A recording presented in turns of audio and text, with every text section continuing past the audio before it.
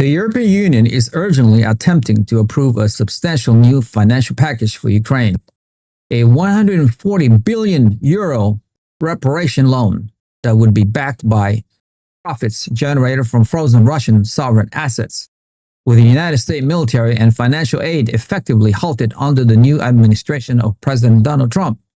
Brussels is under increased pressure to devise alternative means of sustaining Ukraine's war effort and economy. This plan involves using the windfall profits from the approximately $300 billion in Russian central bank assets frozen by Western nations shortly after the invasion began.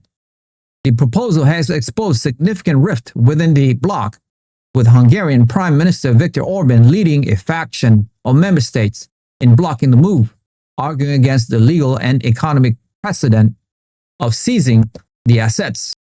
This internal conflict highlights Europe's struggle to maintain unified support for Kyiv in the face of wavering transatlantic backing and growing war fatigue among some member states.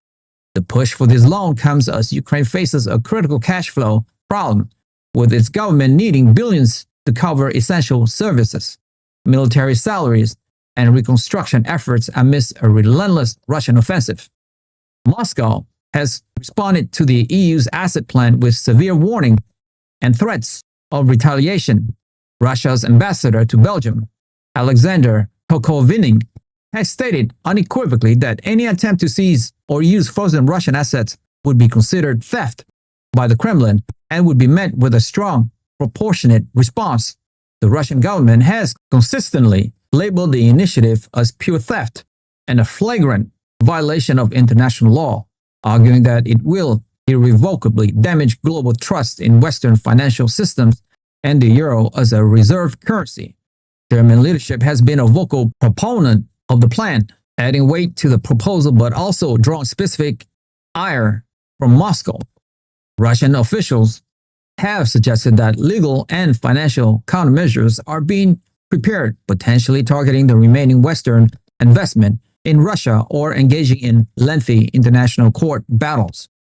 The escalating rhetoric underscores the Kremlin's view that the West's desperation over Ukraine's worsening battlefield situation is leading to increasingly radical and, from its perspective, illegal measures. The debate over financial support occurs alongside a documented sharp decline in direct military assistance to Ukraine. A recent report from Germany's Kiel Institute for the World Economy has revealed that military aid commitment from Western allies have plunged by 43% in just 2 months. This drop coincides with the launch of NATO's new PURL initiative, a long-term capacity building plan which Secretary General Mark Rutte had hailed as a breakthrough for supporting Kyiv. However, the apparent gap between diplomatic announcement and tangible delivery has drawn criticism. Ukrainian President Volodymyr Zelensky has openly warned that Western support has increasingly become marketing and is insufficient for Ukraine to achieve victory on the battlefield. The decline in aid is attributed to several factors, including overstretched European defense factories, wary voters concerned about domestic economic issues, and constrained government budgets across the continent. This situation forces a hard reckoning for NATO, whether it can continue to fund Ukraine's war indefinitely without breaking its own financial and industrial capacity. If you have made it this far, congratulations, you have unlocked the truth. I want to ask you a quick question though. With the European Union pushing for a 140 billion euro reparations loan using frozen Russian assets, despite Moscow's warning of theft and retaliation, and considering the reported 43% plunge in military aid to Ukraine, how do you think these financial and aid dynamics will ultimately impact Ukraine's capacity to continue its war effort and Europe's own economic stability? Join the debate.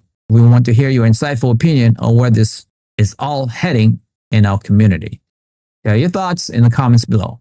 Like the video, hit the notification bell, and most importantly, subscribe. I'll see you guys in the next one.